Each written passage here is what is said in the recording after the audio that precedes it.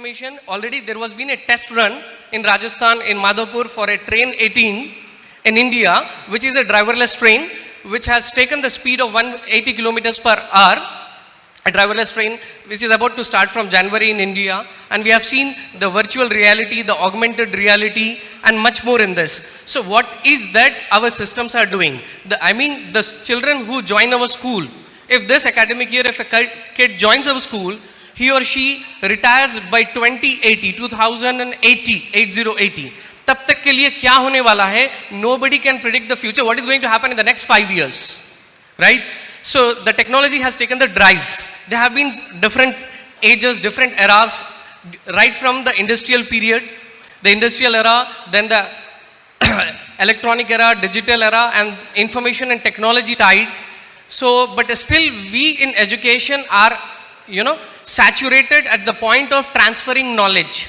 We still are focusing, as one of our speaker has clearly mentioned that, we are still focusing on knowledge-based curriculums. So there is an urgent need for a drastic change.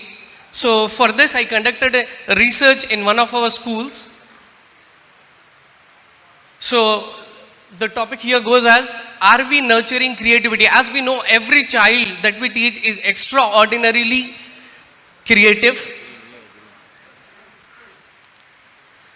So I have conducted a simple research for a period of 45 days, and I'll share you my results.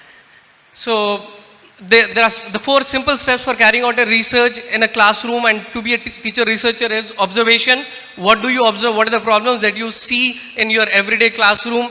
And then you plan for an action to take. And then intervention, you intervene during that program. And then finally the reflections. Let's look at the observations. During my observations, during my class, I have been a teacher for almost 2 decades. This is my 20th year, alhamdulillah. So I was been observing all the time. I am caught up by surprise during my maths or science class. Okay, students, they come up with alternative solutions which are beyond the textbooks. Sometimes even we don't immediately could understand the way they come up with. Not only that solutions, even you may have observed the students turning up the benches or the writing desk into, canvas of painting. They draw on the walls, on the books, or they do draw on the benches. That is their artistic creativity.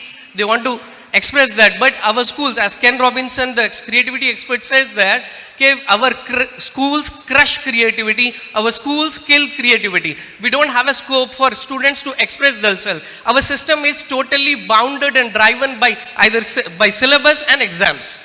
We focus only these 2 things. We hardly give opportunity for students to express themselves. We don't give them time to, we don't value their efforts.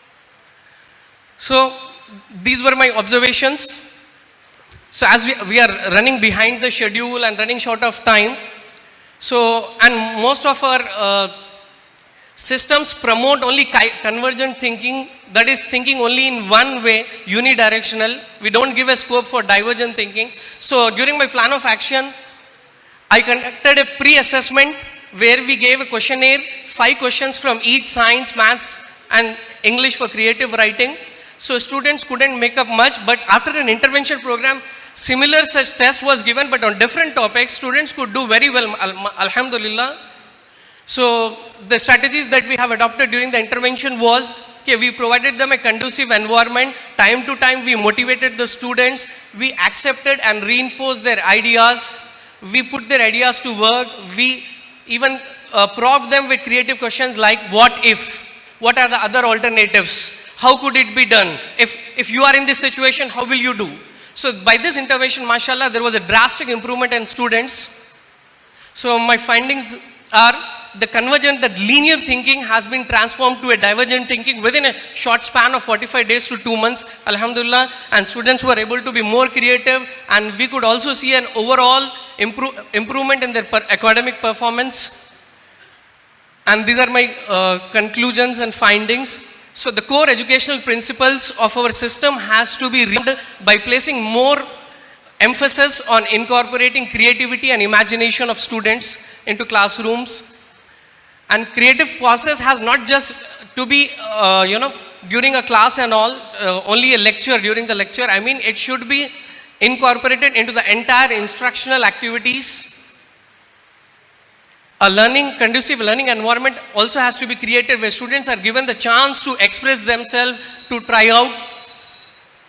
Last one. This is the last one, sir.